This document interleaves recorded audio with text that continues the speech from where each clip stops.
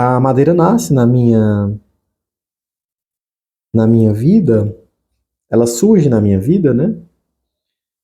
Eu acredito que algo, né, posteriormente eu descobri que tinha algo que conectava ali a questão biológica, sanguínea, que permeava os meus ancestrais, né? Um tio da minha mãe, em 2015, eu descobri que ele também tinha santos, que ele esculpiu alguns santos. Mas a madeira, ela entra de uma maneira orgânica, como o próprio material ele é orgânico. Estava conversando com uma professora sobre as ideias do TCC, quando eu fui formar em design de produto, em 2014, e ela falou assim: Daniel, reúne aquilo que tu mais gosta, né, de trabalho assim e tal, e tenta unir, né, criar um elo entre eles. E aí eu, juazeirense, né, apaixonado pela cultura da minha cidade, e o cordel como um expoente, né, na região, né, Juazeiro foi um polo muito forte do cordel, né, e o cordel como instrumento de comunicação, né, as notícias passavam através do cordel. Então eu sentei com os meus professores, né, de TCC, de orientação, e aí o tema do TCC já tem o primeiro indício muito forte ali de madeira, né, que foi uma coleção de estampas inspiradas na fachada da Igreja Matriz de Barbalha, que é uma cidade que eu sou apaixonado. Barbalha é uma cidade que está no meu coração, assim, por questões históricas, por questões do canavial, né, questões familiares também. E essa coleção de estampas baseadas na Igreja Matriz de Barbalha, né, que tem aquela questão do pau da bandeira, mas muito voltado também para os elementos visuais arquitetônicos dessa igreja, impressos em xilogravura, né, que é uma técnica milenar, enfim, que os orientais têm muito domínio, né, depois durante o trabalho de TCC, eu fui me debruçar sobre isso e fui entender um pouco sobre, né, como eram essas estampas, como surgem esses trabalhos, mas de uma maneira rudimentar. E aí, quando eu trago isso para Juazeiro, né, eu trago isso em formato com uma cartela de cores, né, mas voltado para o Nordeste, aonde a arte ela tem uma maneira mais orgânica, mais viva, né? E eu vejo isso como uma cultura popular, né? Como os saberes, assim como, por exemplo, durante o processo, eu tive que ir algumas vezes, né? Eu sou muito grato aos mestres do Mestre Nosa, né? Do Centro de Arte Mestre Nosa, que me ensinaram com muito carinho o Zé Lourenço, o Severino, né? Desde da forma de pegar na madeira, né? A estar ali me acompanhando e isso extracurricularmente, assim, né?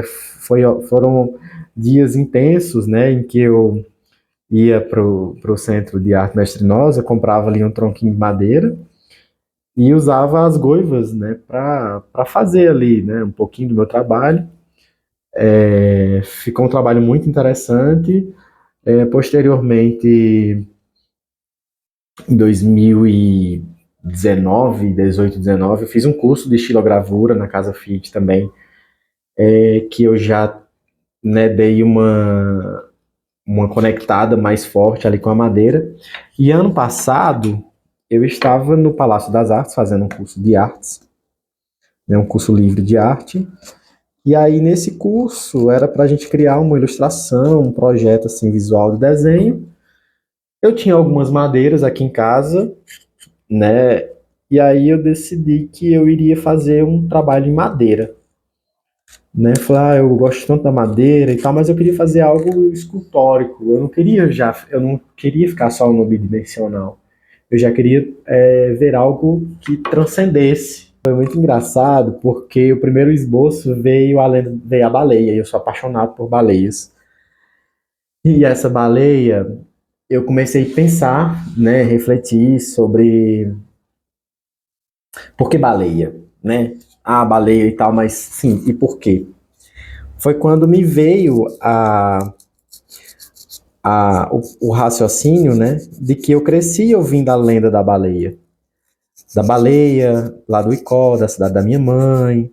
E aí eu me debrucei sobre essa lenda, né, e fiz essa escultura que é uma baleia simplesmente embaixo a cama da baleia, a baleia embaixo da igreja. E aí foi super interessante. Ela é uma escultura que ela tá ali quase bidimensional, né, mas ela tem um aspecto um pouco interessante. E já trazendo para o tridimensional, quando eu tive um sonho com Maria. Acordei, eu sou muito devoto, né, mariano e tal. Acordei, eu tava com um texto na mão e me veio a música de Roberto Carlos, né? Nossa Senhora na cabeça. A, a,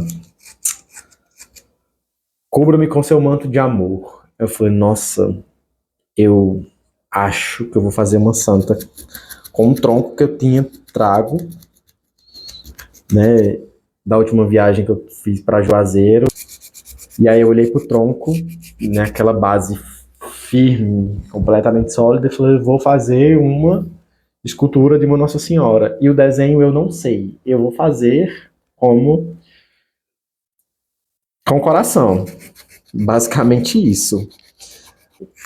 Intuitivo, né, com a obra. E a gente foi conversando e eu fui talhando essa madeira. E ao longo desse processo, tinha alguns veios, alguns buracos de cupim, de coisas assim, alguns defeitos, e eu encaixei isso na peça. Então, a madeira ela é um ser vivo, né? E eu tenho descoberto isso ao longo das últimas semanas, né? Que ela tem vida própria ali, né? Receber, né? Enquanto material, porque ela vai se moldando, né? Quando ela não quer, aí, né? Você tem que trocar ideia com ela, escutar o que a peça está querendo falar. Saiu um trabalho muito incrível, né, que eu intitulei de Nossa Senhora Mãe do Amor, porque o manto dela, eu acho que é esse manto que reveste, que traz essa maternidade, esse acolhimento, ao mesmo tempo leveza, movimento e de carinho. Eu trago na madeira esse primeiro lançamento, né, desses trabalhos em escultura em madeira, e eu acho que seria interessante trazer esse diálogo para cá, né, para a plataforma, justamente como forma de mostrar o que está por trás, né?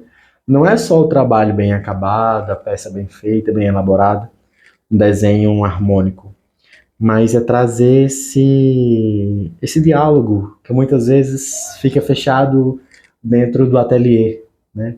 Eu quero ficar mais próximo das pessoas que consomem o meu trabalho, né, dos futuros consumidores do meu trabalho, né, justamente porque não é só, faz aí uma escultura de Maria, de Nossa Senhora, disso, daquilo. Não, existe um contexto, existe uma vivência, né, e existe uma história por trás, né. Eu não sou um artista silencioso, né, eu gosto de trabalhar no silêncio, né. Eu quero trazer com esse canal, né, esse diálogo com o meu público.